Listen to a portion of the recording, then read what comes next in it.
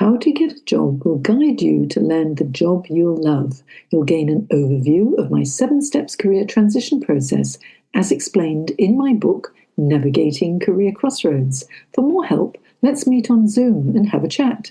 Book a complimentary exploratory chat with me at janejacksoncoach.com. The next step of the careers methodology, which is resumes and marketing communications. So I kind of had an assumption as I started to read it that it was going to be about resumes, and there is information about resumes in it, but you also spend time talking about the elements of a 90-second pitch. So can you first explain what is a 90-second pitch, and then let's talk a little bit about how you build one up.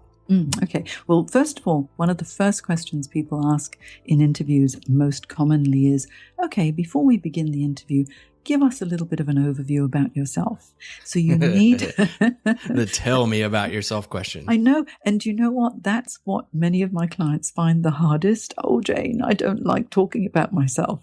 Of course, most of us don't like talking about ourselves, and we need to learn how to do it. If you talk too much about yourself initially, you might actually get off track.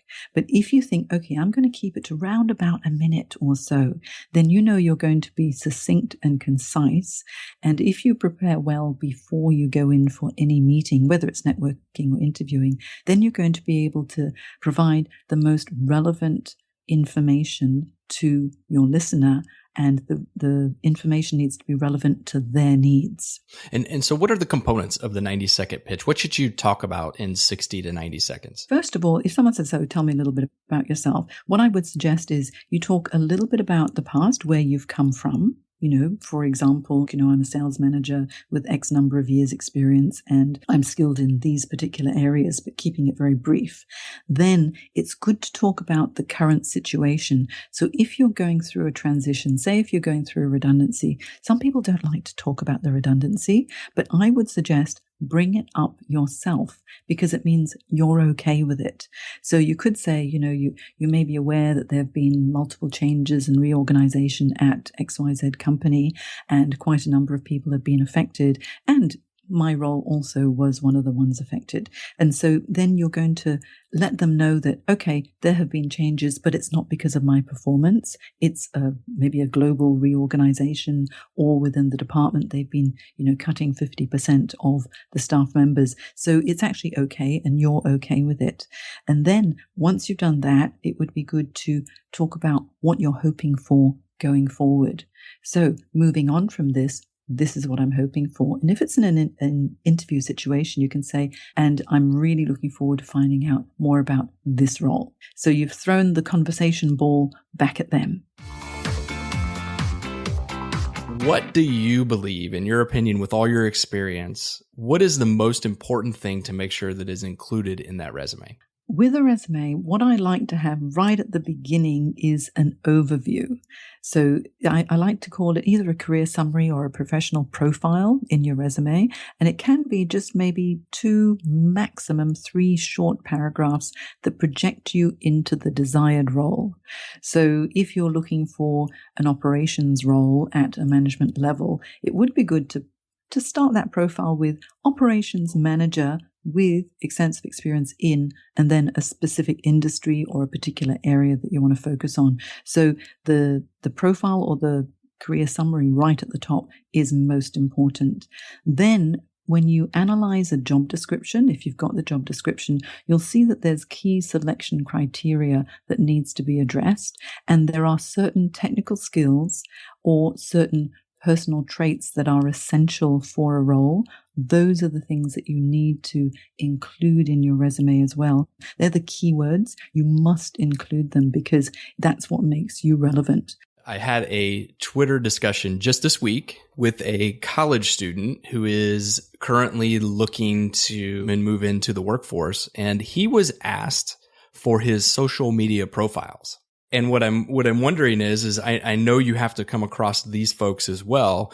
And these are the anti-social media people, right? So they're the people who say, I don't need any social media.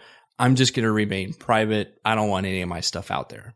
How do you coach those clients of yours who are looking for a job in today's environment and they just don't want to embrace social media?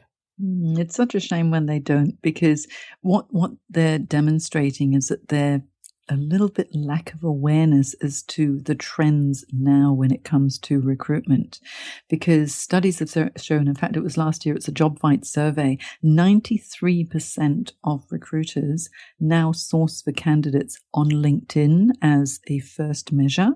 And when employers are actually thinking about screening additional candidates, they will look on social media to see if they can find a profile. And if there is a professional profile that actually reinforces all the positives, then that's a really good thing.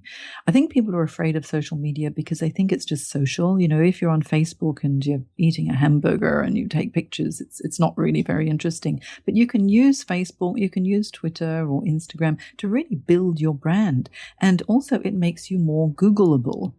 And so if people are able to find you and they find positive things, that's really good. But what I have to really encourage people to do, even the really negative, you know, the ones who don't want to use social media at all, I say, if you don't use any social media at all, please use LinkedIn.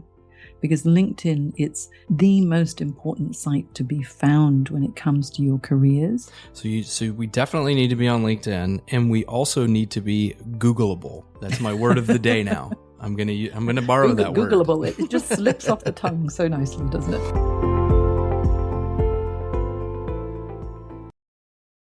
Want more career inspiration? Go to janejacksoncoach.com and take my free career quiz to find out how to gain career clarity and the confidence to go for that job you'll love. Or book a complimentary Zoom chat with me, janejacksoncoach.com. I'll see you soon.